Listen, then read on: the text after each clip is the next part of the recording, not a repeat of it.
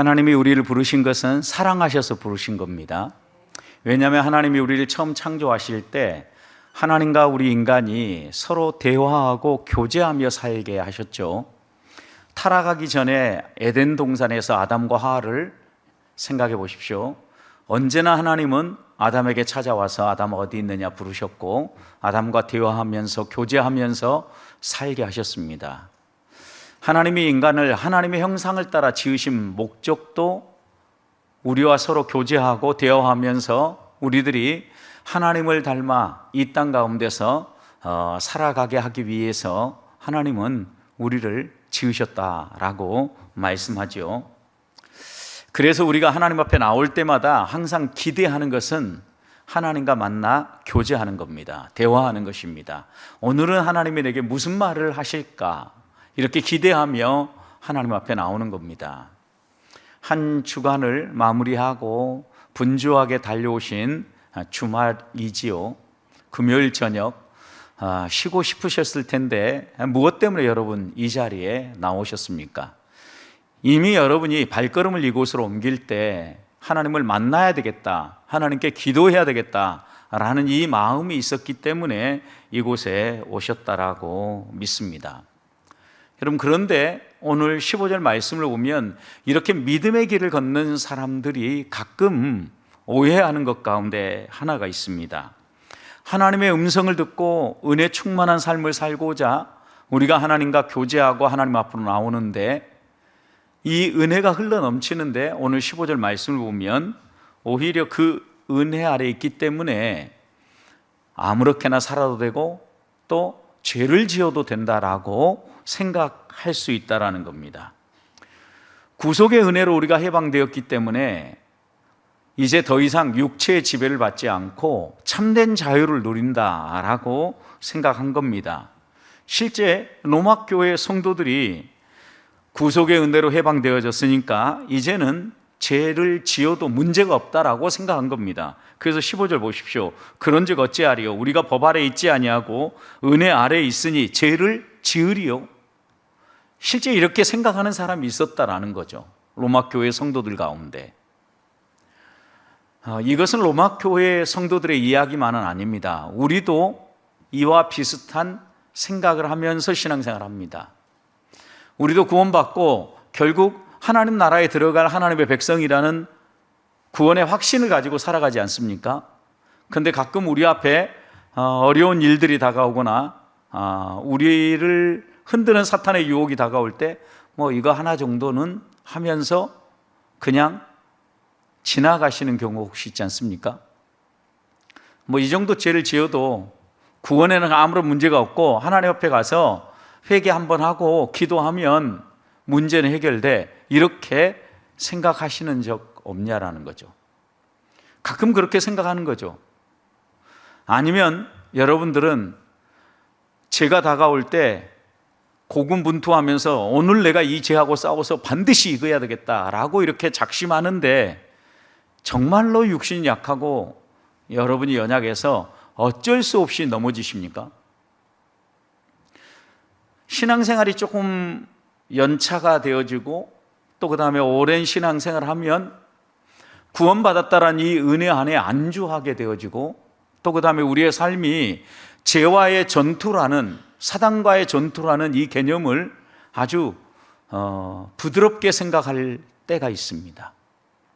하나님이, 예수님이 십자가 위에서 이미 사단의 정수를 깨부셨는데 사단이 나를 어찌할 수 없어, 이렇게 얘기하면서 우리를 자유케 한다라는 그 미명 아래 방임으로 우리 행동을 내준다라는 말씀입니다. 바울은 여기에 대해서 15절 마지막에 보면 분명히 이렇게 얘기합니다. 그럴 수 없느니라. 헬라어 두 단어인데 이 두 단어는 앞에 강한 부정을 의미하는 단어가 딱 붙어 있어요. 결코, 절대로 그런 일은 있을 수 없다, 이런 의미예요. 그러니까 우리가 구원받고 하나님의 자녀가 됐고 참된 자유를 누리니까 이제는 이 정도 약한 죄 정도는 괜찮아 라고 생각하면서 살면 안 된다라는 거죠. 구원받은 사람은 그렇게 사느냐? 절대 그렇게 살 수 없다라고 15절 이야기하는 겁니다. 그러면서 16절 그 이유가 무엇인지 이렇게 얘기합니다. 너희 자신을 종으로 내주어 누구에게 순종하든지 그 순종함을 받는 자의 종이 되는 줄 알지 못하느냐.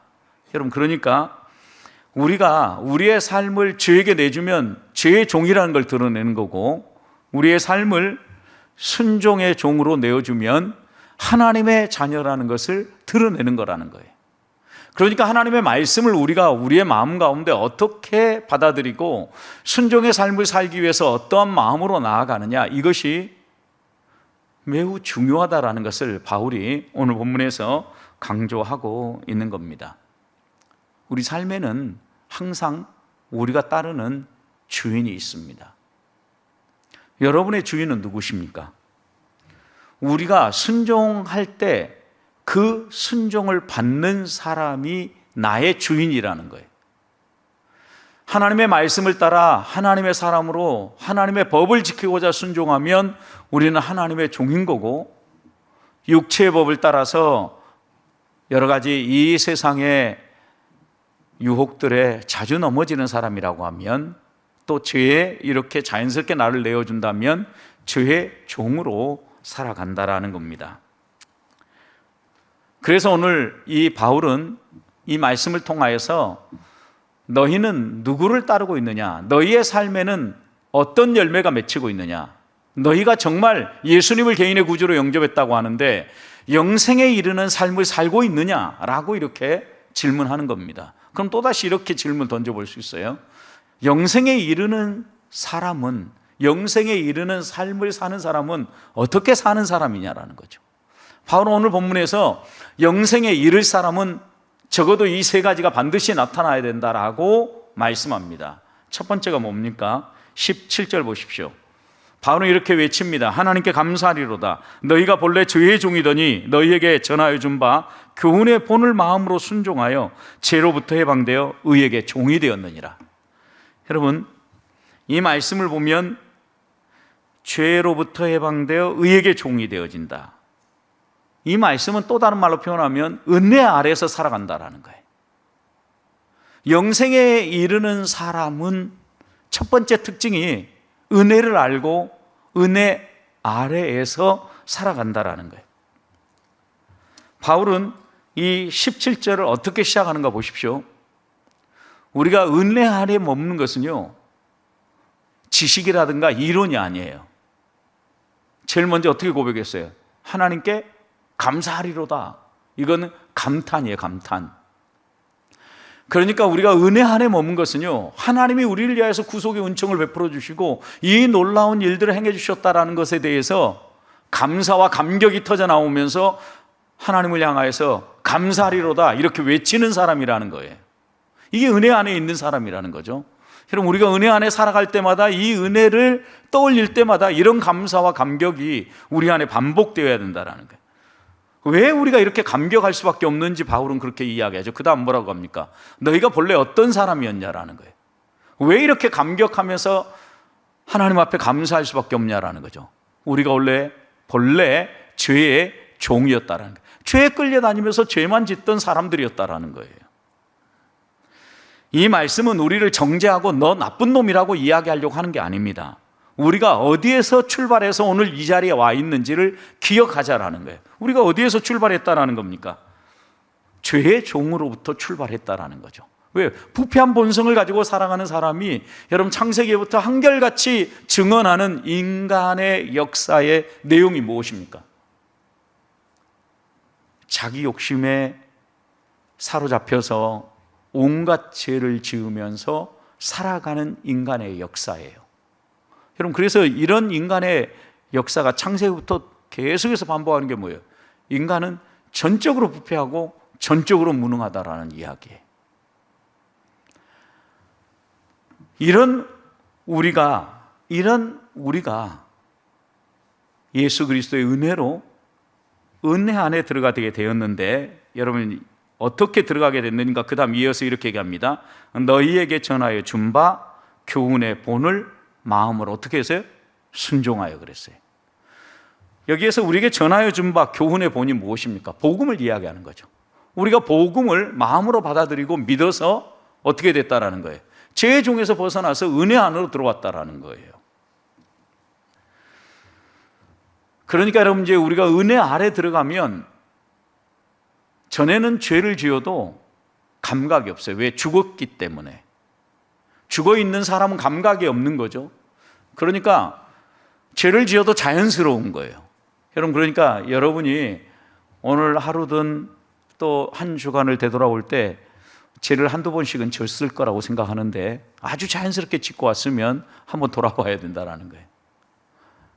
어때야 됩니까? 은혜 안에 들어온 사람은 죄를 짓는 것이 고통스러워야 되고 가슴이 아파야 되고, 내가 이렇게 살면 안 되는데 내가 또 넘어졌다라는 이 사실 때문에 마음 아파해야 된다라는 거예요.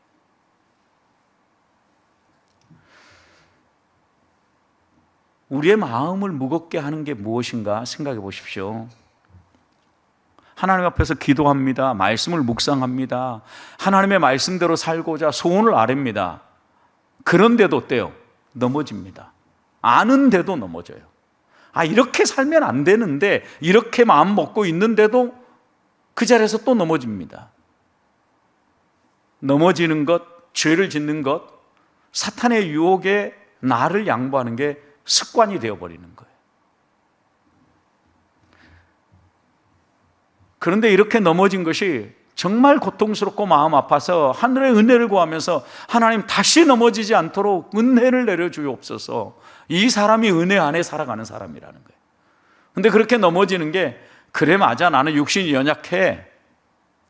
그런데 예수 그리스도의 은혜로 나의 이런 연약함 때문에 예수님이 대신 내 죄를 갚아주셨고 내가 구원받을 은혜 안에 있어, 이렇게 생각하는 사람은 가짜일 가능성이 높다 이 말이에요. 여러분, 절대 그렇게 살 수 없다라는 게 지금 15절에서 바울이 먼저 선언하고 우리에게 말씀하시는 바예요. 우리가 예수 믿으면서 무엇이 바뀌었는가 보세요. 17절 보십시오. 너에게 전하여 준 바 교훈의 본을 어떻게 한다고요? 마음으로 순종하게 된다고요. 먼저 내 마음으로 받아서 순종해요. 그래서 18절을 보시면 죄로부터 해방되어서 의의 종이 된다 그랬어요. 이게 예수 그리스도를 믿고 은혜 아래 살아가는 사람의 일어나야 될 변화예요.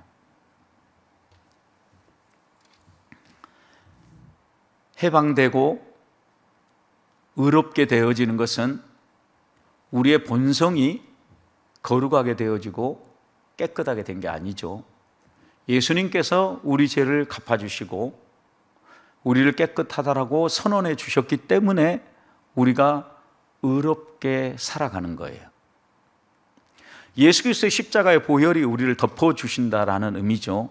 자, 그러면 여러분, 이 은혜를 알면 우리가 은혜 안에 있으면서도 자꾸 넘어지는 것에 대해서 가슴 아파하고 애통해야 된다라는 거죠. 그래야만 우리가 죄의 종이 아니라 의의 종으로 살아간다라는 것을 보여준다라는 거죠. 근데 언제부턴가 또 신앙생활이 조금 오래되면 오래될수록 죄에 대한 애통함이 사라져버리고 있다는 거예요. 여러분, 이것은 우리가 죽는 길이라는 사실을 기억해야 합니다. 신앙의 연수가 쌓여가고 하나님을 더 믿어가면 믿어갈수록 이 죄에 대한 애통함이 우리 안에 있어야 돼요.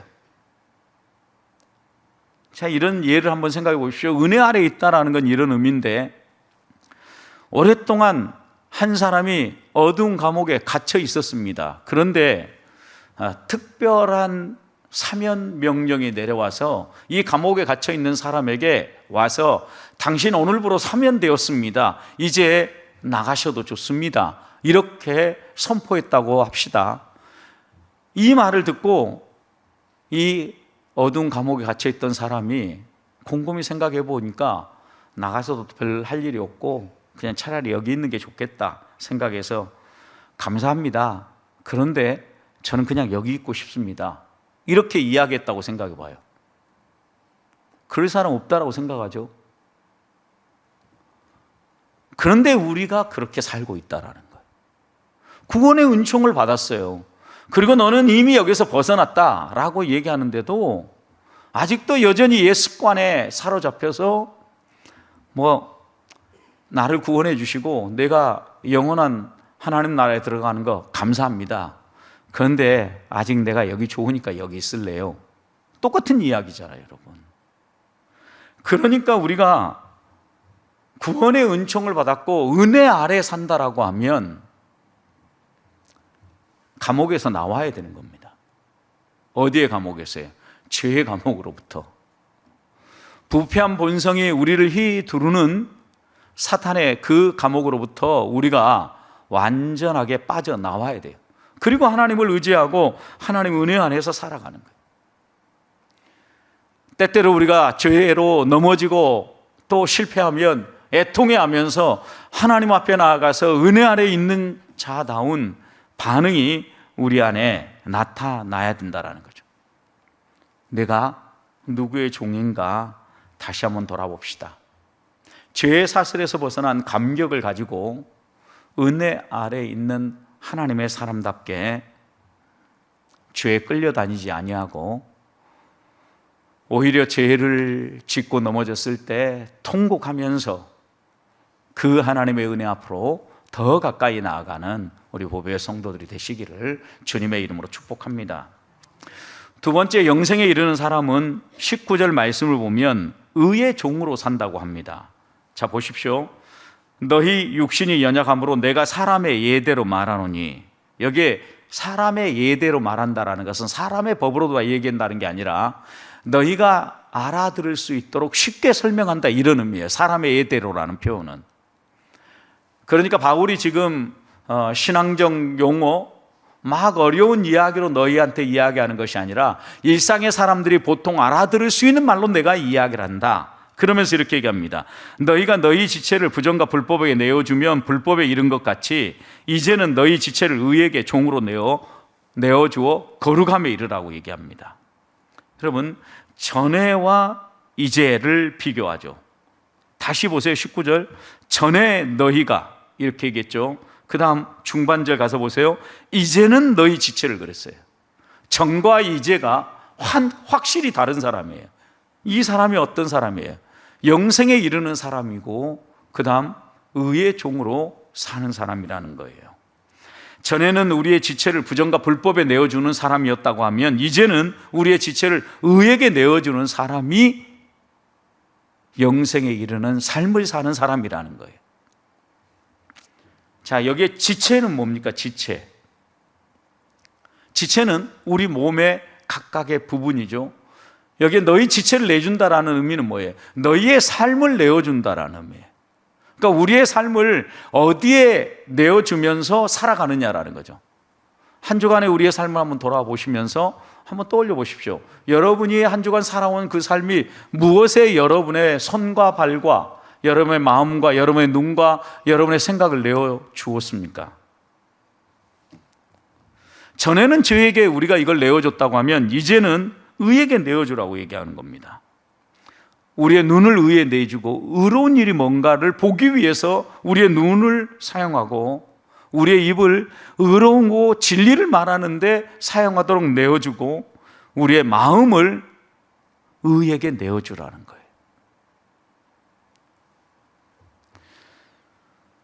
여기서 다시 한번 우리가 꼭 짚고 지나가야 될 단어 가운데 하나는 의의 종이라는 단어입니다. 의의 종이라고 하니까 종이라는 개념이 상당히 우리에게 불편하게 만들어요. 죄의 종이라는 것은 아주 자연스럽게 받아들여지는데 의의 종이라고 하니까 예수 그리스도를 믿음으로 말미암아 진리가 자유케 하고 종에서 해방됐다고 했는데 왜 또다시 의의 종이라고 얘기하느냐, 이렇게 생각할 수 있습니다. 여러분, 그런데 여기에 어떻게 보면 복음의 역설이 담겨져 있는 건데, 우리의 자유함은요, 우리의 주인 되시는 하나님께 우리 자신을 내어줌으로 참된 자유가 주어진다라는 거예요. 이건 또다시 표현하면 이런 거죠. 기차가 철로를 달리고 있을 때 가장 안전하게 갈 수 있다고 그러죠. 하늘을 나는 새는 하늘 안에서 날아갈 때 이 새는 안전하죠. 물고기는 어디에 있어야 돼요? 물속에 있어야 되는 거죠. 마찬가지로 우리도 이 하나님이라는 그 큰 뿌리 안에, 큰 대지 안에, 그래서 여호와의 집에 심긴 사람이 복이 있다라고 이야기하는 것은 하나님이라는 이 큰 어항 안에 우리가 들어가서 살아갈 때 우리의 삶이 가장 안전하고 가장 자유로운 삶이기 때문에 너희의 삶을 의의 종으로 내주라, 이렇게 바울이 설명하는 겁니다. 죄의 종으로 살 때는 생각해 보십시오. 죄를 지을 때는 편하고 좋았을지 모릅니다. 그런데 죄를 짓고 나면 우리에게 다가오는 게 뭡니까? 후회. 그리고 그렇게 살면 안 되는데, 내가 죄에 끌려다니는 게 막 가슴 아파지는 거잖아요. 그런데 여러분, 의의 종으로 살 때는 어떻습니까? 좀 힘들고 몸이 지치고 그러지만 기쁨이 있습니다. 하나님의 말씀을 따라 살고 나면 마음의 평안함이 있습니다. 그리고 내가 주의 나라를 위하여서 헌신하고 나면 몸과 육신은 피곤할지 몰라도 우리의 영은 기뻐하면서 즐거워합니다. 여러분, 이런 말씀들을 생각해 볼 때 바울은 지금 우리에게 너희의 몸을, 너희의 지체를 의에게 종으로 내어주라, 이 말은 결코 추상적인 말이 아니에요. 매우 구체적인 실제적인 언어인 거죠. 우리의 눈, 우리의 귀, 우리의 입, 우리의 손, 우리의 발, 우리의 생각, 우리의 마음, 이것을 의에다 내어주라, 이렇게 이야기하는 거예요.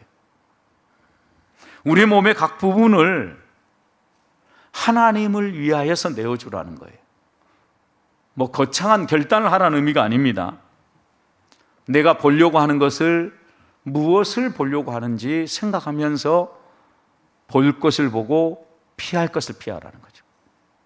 입도 마찬가지입니다. 내가 말할 때 이 말을 해야 되겠는가 안 해야 되겠는가 곱씹어야 됩니다. 또 이야기하고 내 마음속에 얘기해야 됩니다.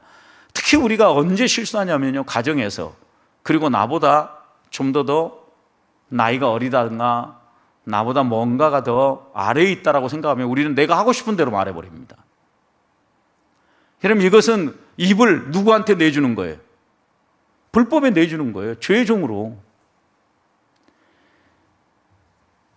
내 시간을 하나님 앞에 내어드린다는 것도 여러분 생각해 보십시오.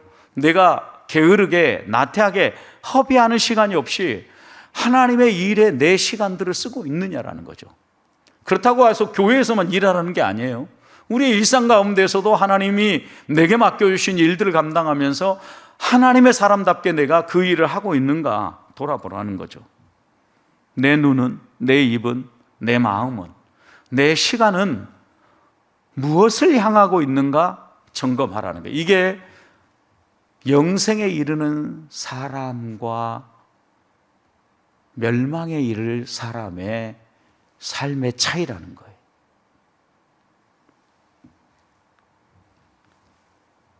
오해하지 마십시오. 의의 종으로 살라라고 하는 것은 완벽한 삶을 살라는 게 아닙니다. 우리 삶의 방향을 이야기하는 겁니다. 내 지체, 내 삶의 방향이 무엇을 생각하고 무엇을 향하여 나아가고 무엇을 위해서 드리고 있는가를 점검하라는 거예요. 의로운 일, 주의 일, 내 기분을 주장하고 내 권리를 찾고 내 필요를 강조하기 위해서 시간과 생각과 말과 언어를 쓰지 말고 하나님 나라와 하나님의 영광이 무엇인가를 생각하면서 사용하라는 말씀입니다. 내 지체를 의의 병기로 하나님 앞에 드리기 위하여서 결단하며 이 밤 기도합시다. 그 사람이 영생에 이르는 사람이기 때문입니다. 마지막입니다. 오늘 20절부터 22절 보십시오. 영생에 이르는 삶을 사는 사람은요, 또 하나 열매를 맺는다라는 겁니다. 열매. 그래서 21절 보면 너희가 그때 무슨 열매를 맺었냐. 그때가 언제입니까? 죄의 종이 되었을 때. 그때 어떤 열매 맺었느냐. 그 열매가 뭐라고 얘기합니까? 21절 이어서 보시면 이제는 너희가 그 일을 어떻게 해요? 부끄러워한다 해요. 그러니까 죄의 종이 되었을 때 그때 맺었던 열매는 부끄러움의 열매예요. 이야기하다 보면 부끄러운 이야기들, 부끄러움의 열매라고요. 그리고 그 열매가 결국 어디로 간다고 얘기합니까? 그 종착역이 21절 그 마지막은 뭐라고요? 사망이다, 망하는 것이다, 죽음이다, 영원한 멸망이다, 이렇게 이야기를 하는 거죠. 그런데 22절 보십시오. 그러나 이제는 그랬어요. 너희가 죄로부터 해방되고 하나님께 종이 되어서 어떤 열매를 맺습니까? 이제는 거룩함에 이르는 열매를 맺어요. 그러니까 영생에 이르는 삶을 사는 사람은요, 열매를 보면 알 수 있다는 거죠. 부끄러운 열매를 맺느냐, 거룩한 열매를 맺느냐. 여러분, 우리가 한 일이 부끄러운 일이라면 지금 우리는 어떻게 살고 있는 거예요? 죄의 종으로 사는 거예요. 우리가 하는 일이 부끄러운 일이 아니고 거룩함이고 영광스러운 일이라고 하면 우리는 하나님의 종으로 살고 있는 거예요. 지금 바울이 지금 이렇게 대비하면서 계속해서 강조해서 얘기하고 있는 거예요. 그래야만 우리가 사망에 이르지 아니하고 영생에 이르는 삶을 살 수 있다는 거예요. 22절 보십시오. 하나님께 종이 되어 거룩함에 이르는 열매를 맺었으니 그 마지막은 뭐라고요? 영생이라고요. 영생. 그러니까 거룩함이 우리에게 맺혀지고 또 다른 사람하고 구별되어지는 삶이 우리 안에 나타나기 시작하면 결국 우리에게는 영생이 찾아온다라는 말씀입니다. 그래서 이렇게 바울은 23절에서 결론하죠. 죄의 싹은 사망이요, 하나님의 은사는 선물이다. 여기에서 여러분이 대조되어지는 두 단어, 동그라미 쳐야 될 단어는 어떤 단어냐면요, 싹이라는 단어와 은사라는 단어예요. 여러분, 싹은 어떻게 우리에게 주어지는 겁니까? 내가 노력하고 애쓰고 힘써서 얻어내는 게 싹이에요. 여러분, 근데 은사는 뭡니까? 선물이에요. 여러분, 그러니까 보세요. 죄의 싹이라고 이야기하는 것은 우리가 아직 은혜 아래 있지 아니하고 죄의 종으로 있을 때에는요, 죄에게 끌려다니면서 사탄의 부역자 역할을 한다라는 거예요. 그러면서 악을 열매 맺고 부끄러운 열매들을 맺으며 살아간다라는 거죠. 여러분, 그러나 우리가 하나님의 자녀가 되어서 의의 종으로 살아가게 되어지면 우리 안에 하나님이 계속해서 선물을 주시는 거예요. 그 선물이 뭐예요? 거룩함이라는 선물이고 영생이라는 선물이라는 거예요. 실제 우리가 구원받은 것도 선물로 받았을 뿐만 아니라 내가 거룩하게 다듬어지는 것, 예전에 그렇게 거칠고 그렇게 다듬어지지 않을 것 같은 우리들이 성품이 다듬어지고 언어가 다듬어지고 행동이 다듬어지는 이유가 뭐예요, 여러분? 하나님이 내게 선물을 주시기 때문이죠.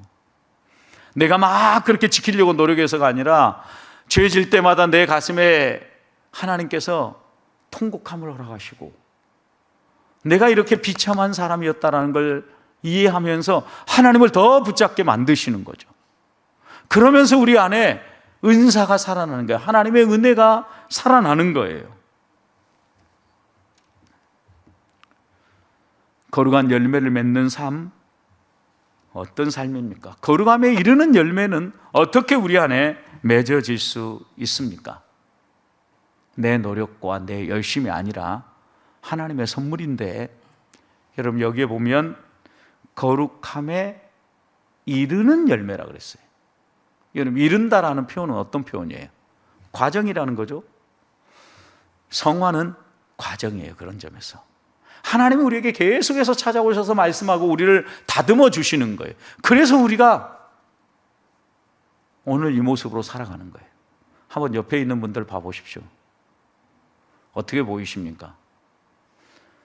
한 15년 전에 봤던 모습하고 지금 모습하고 그때나 지금이나 똑같습니까?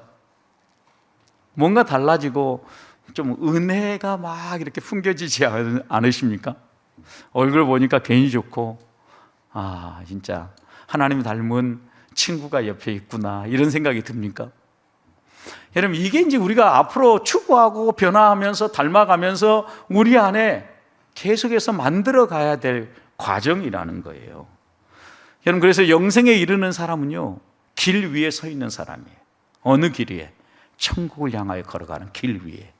순례자의 여정이라고요. 이 순례자의 여정에 가장 크게 드러나야 될 열매는 거룩함이라고 이야기하는 거죠. 세상 사람들과 다른 면. 여러분, 이 사람이 영생을 향하여서 순례의 길을 걷고 있는 사람이에요. 하루아침에 다듬어지는 건 아닙니다. 오늘 내가 실패했다고 내일 또 나는 똑같은 사람이야 라고 주저앉으라는 말이 아니에요. 오늘은 실패했어도 내일은 하나님의 은혜 안에 또 다듬어져서 하나님을 조금 더 닮은 모습으로 서 있을 나를 기대하면서 기도하면서 하나님을 향하여 나아가는 겁니다. 영생에 이르는 사람은 생명을 살리는 말을 하게 되어 있고요, 부끄러운 관계를 내려놓을 뿐만 아니라 감사와 용서와 평안의 열매를 맺으면서 세상 사람들과는 다른 구별된 모습을 드러낸다라는 말씀입니다. 은혜 안에 살고 계십니까? 의의 종으로 살고 계십니까? 여러분의 삶에는 거룩함에 이르는 열매가 있습니까? 만약 이 세 질문에 아직 답이 불분명하다면 내가 지금 영생을 향하여 살고 있음에도 불구하고 더 다듬어져야 될 사람들인 겁니다. 아니, 하나님의 은혜가 더 필요한 사람입니다. 오늘 이 밤 하나님의 은혜를 사모하고 하나님을 붙잡음으로 다시 한 번 더 영생에 이르는 삶으로 한 발 더 가까이 나아가는 우리 보배의 성도들 되시기를 주님의 이름으로 축복합니다.